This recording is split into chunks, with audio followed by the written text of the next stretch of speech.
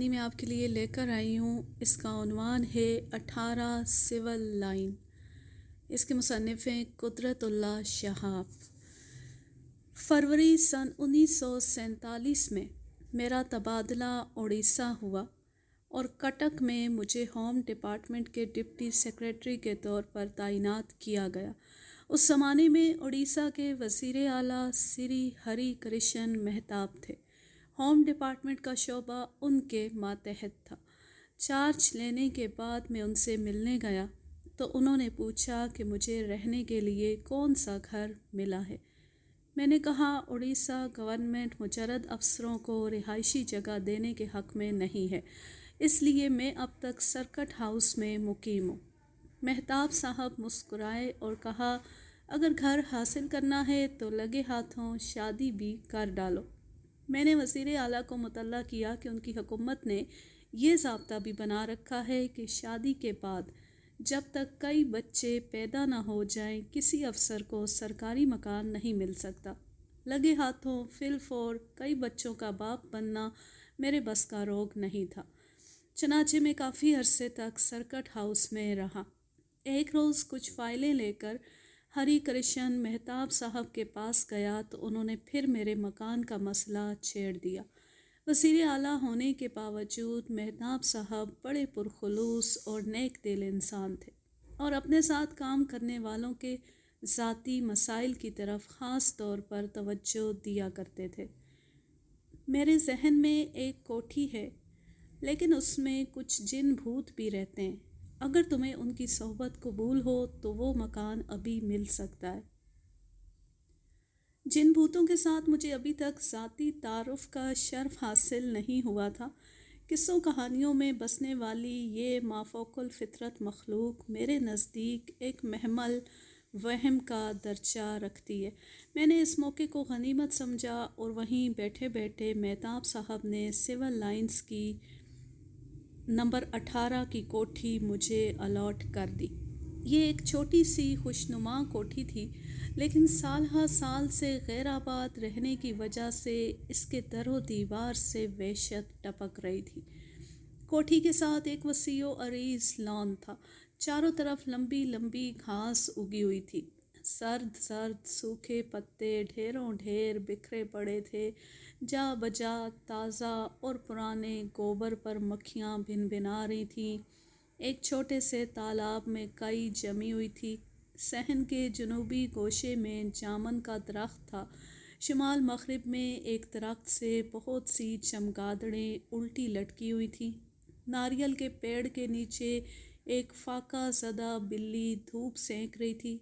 बरामदे में 2 आवारा कुत्ते अपने बच्चों के साथ गर्दनें खुजा रहे थे और चमगादड़ों की तरफ मुंह उठा उठा कर लंबी तानों में रो रहे थे।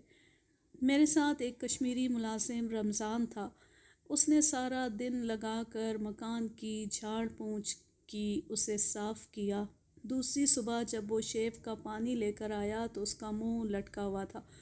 उन दिनों बहार बंगाल और उड़ीसा में जा बजा हिंदू मुस्लिम फसाद हो रहे थे।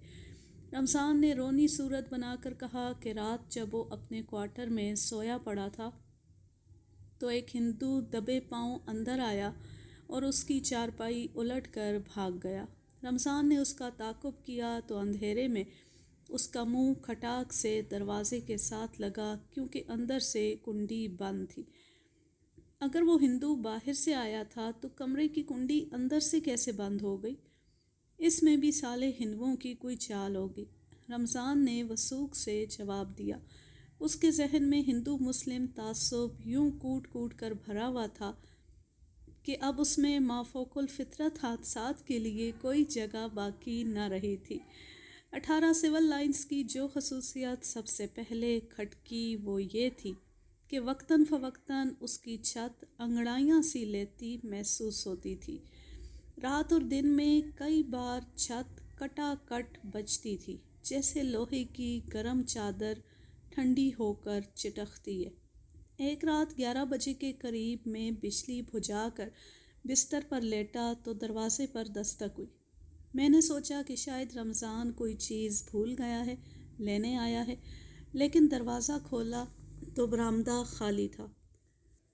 البتہ ہوا کا ایک گرم سا جھونکا میرے چہرے سے ضرور لگا۔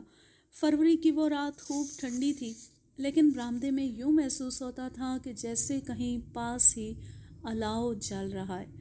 اس رات کے بعد یہ دستک ایک معمول بن گئی۔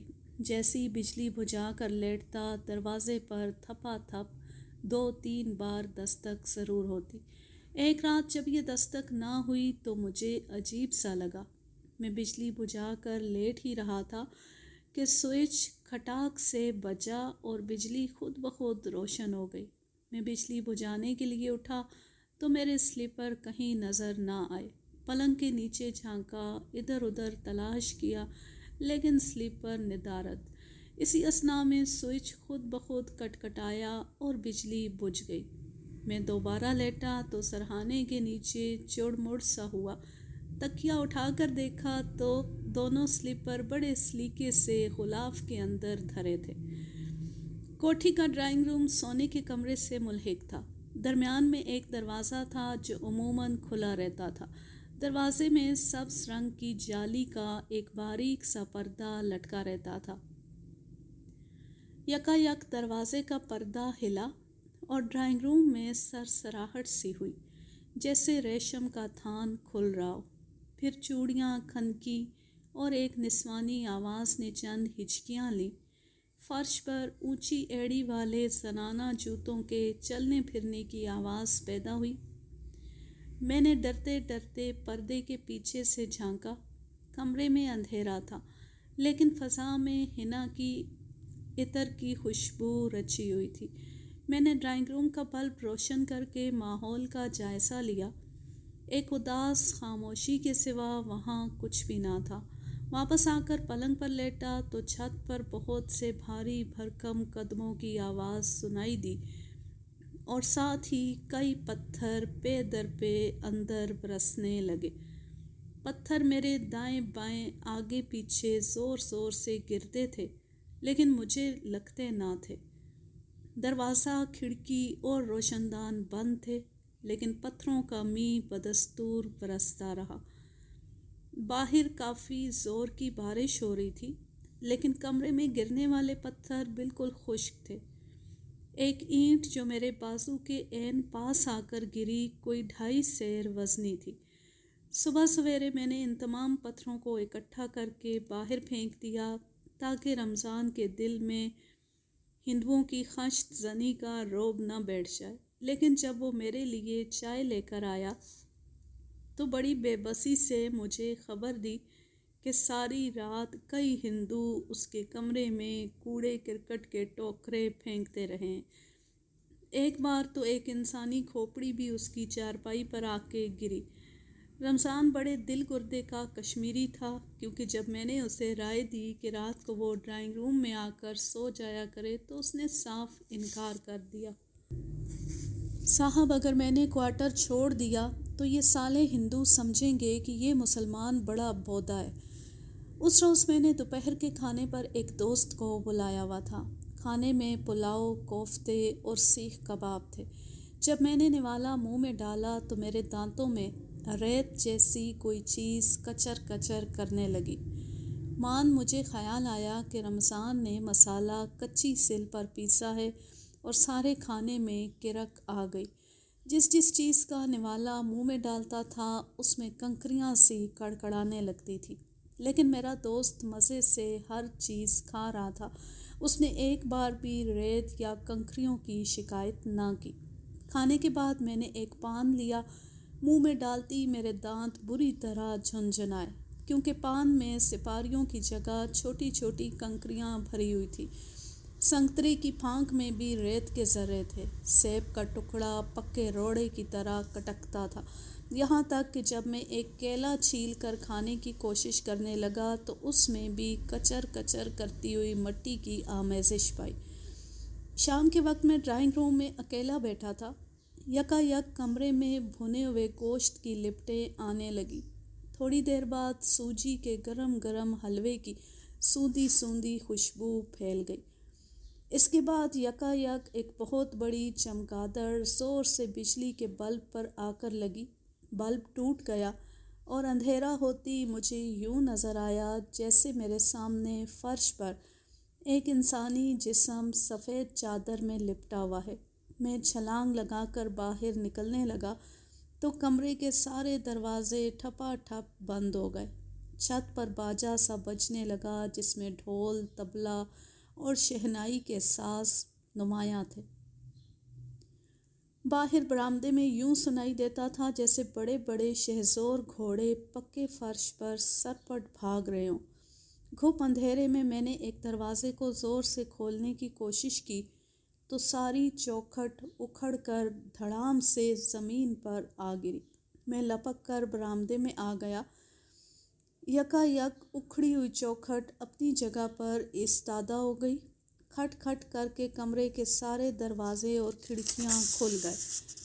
اس وقت رات کے 8:30 بجے تھے۔ میں بڑی بے صبری سے رمضان کا انتظار کرنے لگا کہ وہ کھانا لے کر آئے تو مجھے گوشت پوست کا ایک جیتا جاگتا انسان نظر آئے۔ جب کافی دیر تک رمضان نہ آیا تو میں نے اپنے ڈرائیور کو آواز دے کر کہا کہ وہ رمضان کو بلا لائے۔ ڈرائیور بھی باورچی خانے میں جا کر غائب ہو گیا۔ کچھ دیر انتظار کے بعد میں خود وہاں گیا۔ باورچی خانہ خالی تھا، چولہے میں آگ بجھی ہوئی تھی۔ دروازے کے پاس رمضان بے ہوش پڑا تھا۔ اس کے نزدیک ڈرائیور بھی دنیا و مافیہ سے بے خبر لیٹا ہوا تھا۔ میں نے ان کے منہ پر ٹھنڈے پانی کے چھینٹے مارے تو دونوں جمائیاں لے کر اٹھ بیٹھے جیسے ابھی طویل نیند سے بیدار ہوئے ہوں۔ رمضانی نے اپنی گھڑی دیکھی، 9:30 بجے کا عمل تھا۔ او ہو صاحب، اتنی دیر ہو گئی، اس نے معذرت طلب آواز میں کہا۔ ابھی تک کھانا بھی تیار نہیں ہوا۔ پھر اس نے زیر لب جملہ اہل ہنود کو چند گالیاں دیں جو کالے جادو کا عمل کر کے بیچارے مسلمانوں کو خواہ مخواہ پریشان کر رہے تھے۔ رمضان نے جلدی جلدی 2 انڈوں کا آملیٹ بنایا۔ میں نے آملیٹ کا ایک ٹکڑا کاٹا تو اس میں سے گاڑھے گاڑھے خون کی دھار سی بہہ نکلی۔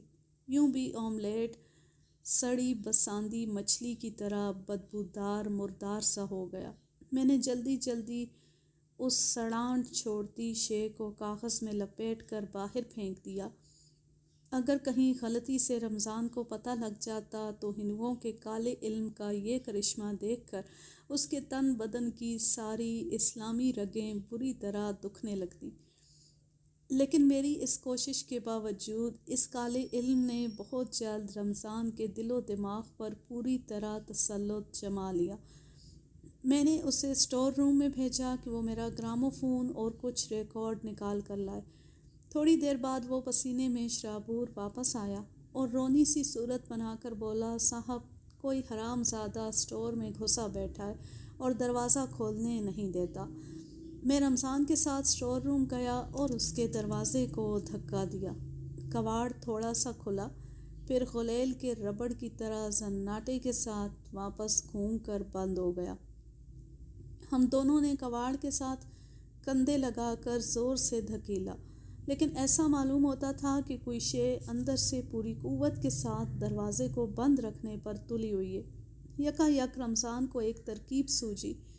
وہ چاروں خانے چت زمین پر لیٹ گیا اور اپنے دونوں پاؤں دروازے کے ساتھ ملا کر پورے زور کے ساتھ اسے دھکیلنے لگا۔ دروازہ چٹاخ سے کھل گیا اور رمضان اسی طرح لیٹا ہوا تیز رفتاری کے ساتھ اندر گھسٹتا چلا گیا۔ یوں معلوم ہوتا تھا جیسے کوئی اسے ٹانگوں سے پکڑ کر بری طرح گھسیٹ رہا ہے۔ کمرے میں گھوپ اندھیرا تھا۔ میں نے بجلی جلائی تو رمضان اٹھ کر کپڑے جھاڑ رہا تھا۔ اس کا پیٹ اور کوہنیاں بری طرح چھل گئی تھیں اور کپڑوں پر جا بجا خون کے دھبے پڑے ہوئے تھے۔ رمضان لنگڑاتا ہوا خاموشی سے باہر چلا گیا۔ میں نے گراموفون اور چند ریکارڈ اٹھائے اور ڈرائنگ روم میں چلا گیا۔ اتنے میں میرا ڈرائیور اندر آیا اور بولا، صاحب رمضان گاڑی میں باہر جانا چاہتا ہے، لے جاؤں؟ کہاں جائے گا؟ شاید شہر جائے گا صاحب، لے جاؤ، جلدی واپس آنا۔ رات کے اندھیرے میں جب میری موٹر کمپاؤنڈ سے باہر نکلی تو میں اس کی پچھلی سرخ بتیوں سے دور تک نظر آتی ہوئی سرخ روشنی کو دیکھتا رہا۔ جب کار کی بتیاں نظر سے اوجھل ہو گئیں تو پیچھے سے کسی نے میرے کندھے پر ایک ہلکا سا ہاتھ رکھ دیا۔ میں اچک کر پیچھے مڑا تو وہاں کچھ بھی نہ تھا، مگر اس غیر مرئی لمس کی جھنجھناہٹ بہت دیر تک میرے رگوں پے میں سرسراتی رہی۔ ماحول کی اس گورستانی کیفیت کو توڑنے کے لیے میں نے سہگل کا ایک پسندیدہ ریکارڈ گراموفون پر رکھ دیا اور چابی دینے کے لیے باجے کی کنجی کو گھمایا۔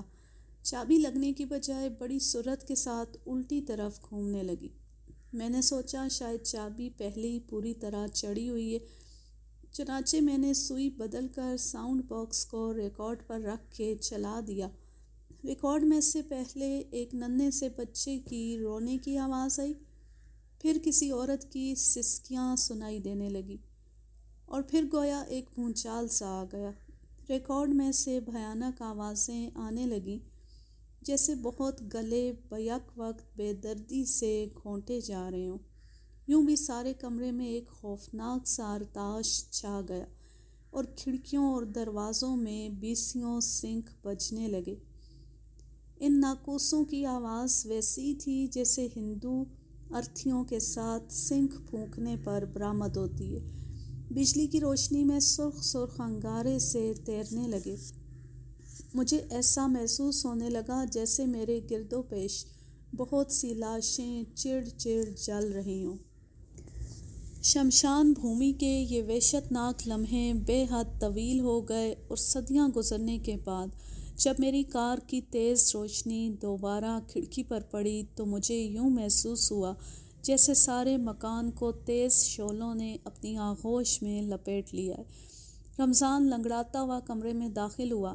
اس کے پیچھے پیچھے ایک سفید ریش بزرگ تھے، جنہوں نے سبز منکوں کی تسبیح گلے میں ڈالی ہوئی تھی۔ ان کے ہاتھ میں موٹا سا عصا تھا اور سر پر درویشوں والی چوگوشا ٹوپی تھی۔ یہ درویش حاجی علی اکبر مانوس تھے۔ حاجی صاحب کٹک کی جامع مسجد کے خطیب تھے، اور ایک خوش بیان شاعر ہونے کے علاوہ ان کی نیکی اور پارسائی کا بھی بہت چرچا تھا۔ گراموفون بدستور آہ و فغاں میں مصروف تھا، اور سنکھوں کی جگر چاک کرنے والی آواز سرنگ میں چیخوں کی طرح گونج رہی تھی۔ حاجی اکبر مانوس چند ساعت دم بخود کھڑے رہے، پھر انہوں نے ایک کاغذ پر کچھ لکھ کے گراموفون کے ساؤنڈ باکس پر رکھ دیا۔ ساؤنڈ باکس زخمی ٹانگ کی طرح لڑکھڑایا۔ ایک دو ثانیے کے لیے اس میں سے کھڑڑ کھڑڑ کی آواز آئی، اور پھر ریکارڈ میں سہگل کی اپنی آواز ایک بنگلہ بنے نیارہ گانے لگی۔ حاجی علی اکبر مانوس مسکرائے اور اپنی جیب سے تسبیح نکال کر فرش پر دو زانوں بیٹھ گئے۔ میں نے گراموفون بند کر کے ایک طرف رکھ دیا۔ ساؤنڈ باکس پر دھرا ہوا کاغذ اٹھا کر دیکھا تو اس پر کلمہ طیبہ لکھا ہوا تھا۔ گراموفون تو ٹھیک ہو گیا، لیکن سنکھوں اور ناقوسوں کی آواز اب کچھ اور بھی شدید ہو گئی۔ کمرے کی دیواروں کے ساتھ یہ آواز یوں گونجتی تھی جیسے طوفان میں سمندر کی بڑی بڑی لہریں ساحل سے ٹکرا کر گرجتی ہیں۔ حاجی علی اکبر مانوس آنکھیں بند کر کے تسبیح پھیرنے لگے۔ رمضان بھی پاس ہی مؤدب بیٹھ گیا اور اپنی جیب سے دعائے گنج العرش نکال کر ورد کرنے لگا۔ جوں جوں حاجی صاحب کا مراقبہ عمیق ہوتا گیا، چاروں طرف گونجتی ہوئی آوازوں میں ایک نامعلوم سی تسکین پیدا ہونے لگی، جیسے آگ کے تیز تیز شعلوں پر ہلکی ہلکی پھوار پڑ رہی ہو۔ کچھ عرصے بعد وہ ساری خوفناک آوازیں ایک لمبی سی سسکی میں سائیں سائیں کرنے لگی۔ ہولے ہولے یہ سائیں سائیں بھی فضا میں تحلیل ہوتی گئی، اور اس کی آواز چھجوں سے گزرنے والی بوندوں کی ٹپ ٹپ میں تبدیل ہو گئی۔ پھر یکا یک ایک چھناکا ہوا اور سارے ماحول پر سناٹا سا چھا گیا۔ اس سناٹے میں ایک اونچی سی تان اٹھی اور غٹ غٹ کر کے سارے کمرے میں بوتل کے پانی کی طرح بھر گئی۔ دھند اور غبار کا ایک ریلا سا آیا، اور مکان کی اینٹ اینٹ سے بے حد خوش الحان کرت میں آذان کی صدا آنے لگی۔ یہ اذان مشرق سے مغرب اور شمال سے جنوب تک پھیل گئی اور اس کی بلند آہنگی اور خوش الحانی سارے عالم پر ایک سرکار شامیانے کی طرح چھا گئی۔ کچھ عرصے کے بعد ایک روز میں سری ہری کرشن مہتاب کے پاس بیٹھا تھا۔ انہوں نے ہنس کر پوچھا، سنائیے، نئے مکان میں کسی بھوت پریت سے سابقہ تو نہیں پڑا؟ بھوت پریت تو عورتوں اور بچوں پر زیادہ اترتے ہیں۔ میں نے مذاق میں بات ٹالنے کی کوشش کی۔ میں اکیلا رہتا ہوں، میرے پاس بھلا وہ کیا کرنے آئیں گے؟ تعجب؟ وزیر اعلیٰ نے کہا، اس مکان میں جو روح آتی ہے وہ ایک جوان اور خوبصورت لڑکی کی ہے۔ میرا خیال تھا کہ وہ تم میں ضرور دلچسپی لے گی۔ وہ لڑکی کون تھی؟ مہتاب صاحب نے اپنی دودھ جیسی سفید کھدر کی ٹوپی سر سے اتار کر میز پر رکھ دی۔ ان کے چہرے پر کہانیاں سنانے والی بوڑھی دادیوں اور نانیوں والا موڈ طاری ہو گیا۔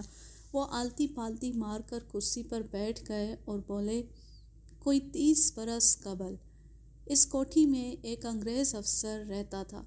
اس کے پاس ایک طرح دار آیا تھی۔ آیا کا نام سوشیلا تھا۔ سوشیلا بڑی خوبصورت اور خوش مزاج لڑکی تھی اور خوب بن سنور کے رہا کرتی تھی۔ انگریز افسر کا دل سوشیلا پر بری طرح آ گیا اور اس نے شادی کا چکمہ دے کر اس پری کو شیشے میں اتار لیا، اور سوشیلا نے اس انگریز کو اپنا دیوتا سمجھ کر اس کی خوب خدمت کی۔ ایک روز جب اس نے شرمیلی دلہنوں کی طرح یہ راز افشا کیا کہ وہ عنقریب ہی ماں بننے والی ہے تو صاحب بہادر کے ہاتھوں کے طوطے اڑ گئے۔ اس نے راتوں رات سوشیلا کا گلا گھونٹ کر اسے مار ڈالا۔ جب سوشیلا کا گلا گھونٹا جا رہا تھا تو عین اسی وقت اس کے بطن سے ایک مردہ بچی پیدا ہوئی۔ انگریز افسر نے ان دونوں لاشوں کو اسی کوٹھری کے کسی کونے میں دبا دیا۔ کہتے ہیں کہ اس روز سے بیچاری سوشیلا کی روح اپنی بچی کی لاش اٹھائے اس کوٹھی میں بھٹک رہی ہے۔ اس انگریز کا کیا بنا؟ وہ زمانہ خالص انگریزی راج کا تھا۔ مہتاب صاحب نے ایک ممتاز کانگریسی لیڈر کی تلخی سے کہا، وہ افسر کٹک کا کمشنر بھی بنا، اسے بہت سے خطابات بھی ملے، اور ولایت میں وہ آج بھی بڑی شان سے زندہ ہے۔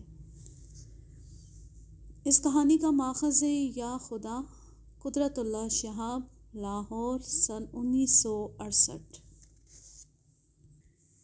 اس تحریر کے بارے میں ممتاز مفتی الکھ نگری میں صفحہ 865، اشاعت سن 1996، لاہور، اس میں لکھتے ہیں، میں نے کہا، شہاب صاحب، آپ نے جو کٹک کے ہانٹڈ ہاؤس کا نقشہ کھینچا ہے وہ عام ہانٹڈ ہاؤس سے بہت مختلف ہے۔ ہانٹڈ ہاؤس میں عجیب نوعیت کے واقعات ضرور ہوتے ہیں، مگر اس حد تک نہیں کہ کیلا چھیلو تو اندر سے ریت برآمد ہو۔ شہاب صاحب ہانٹڈ ہاؤس کا یہ واقعہ اکثر سنایا کرتے تھے، لیکن ہر بار تفصیلات میں فرق پڑ جاتا تھا۔ اس کی وجہ یہ نہیں تھی کہ وہ جھوٹ بولتے تھے، بلکہ یہ کہ پورا سچ بیان نہیں کرتے تھے۔ ایک روز جب شہاب چھلکن کے عالم میں تھا تو اس نے مجھے ہانٹڈ ہاؤس کے متعلق ایک نئی تفصیل سنائی۔ کہنے لگا، میں نے شدت سے محسوس کیا کہ سوشیلا کی روح کو چین نصیب نہ ہوگا جب تک اس کی ہڈیاں جلا کر گنگا میں نہ بہائی جائیں۔ اس لیے ہم سب نے مل کر کمرے کے اس کونے کو کھودنے کے انتظامات کیے جہاں وہ دفن تھی۔ ہم نے گڑھا کھودا اور اس کی ہڈیاں نکال کر اسے بند کر دیا اور پھر اس پر سیمنٹ لگا دیا۔ اس بات کی خبر ہندو جادوگروں نے میرے افسر کو دی۔ اس نے فوراً میرے افسران بالا کو رپورٹ کر دی کہ قدرت اللہ نے ایک ہندو لڑکی کو قتل کر کے کمرے کے اندر ہی گڑھا کھود کر دفن کر دیا۔ اس نے افسران بالا کو مشورہ دیا کہ پولیس کو حکم دیا جائے کہ کوٹھی کو گھیرے میں لے کر تحقیق کی جائے۔ شہاب نے کہا، جب پولیس آئی تو میرا دل بری طرح دھک دھک کر رہا تھا۔ میں اللہ سے دعا مانگتا تھا کہ یا اللہ، تو ہی لاج رکھنے والا ہے۔ مجھے ڈر تھا کہ جب وہ دری اٹھائیں گے تو انہیں تازہ سیمنٹ نظر آ جائے گا۔ پھر ایک معجزہ رونما ہوا جسے دیکھ کر میں ہکا بکا رہ گیا۔ پولیس نے دری اٹھائی، تو سیمنٹ اس طرح خشک تھا جیسے سالوں پہلے کا لگا ہوا ہو۔ اب میں لیتی ہوں آپ سے اجازت، جہاں رہیں خوش رہیں، شاد و آباد رہیں، ہنستے مسکراتے رہیں، اور اگر یہ کہانی یا میرا انداز پسند آئے تو اس چینل کو سبسکرائب ضرور کر لیں اور بیل آئیکن کو ضرور پریس کریں تاکہ آنے والی ہر نیو ویڈیو کی نوٹیفیکیشن آپ کو بر وقت ملتی رہے۔ ویڈیو کو لائک کیجئے، زیادہ سے زیادہ شیئر کیجئے اور اچھا سا کمنٹ کیجئے۔ اللہ حافظ، اللہ نگہبان۔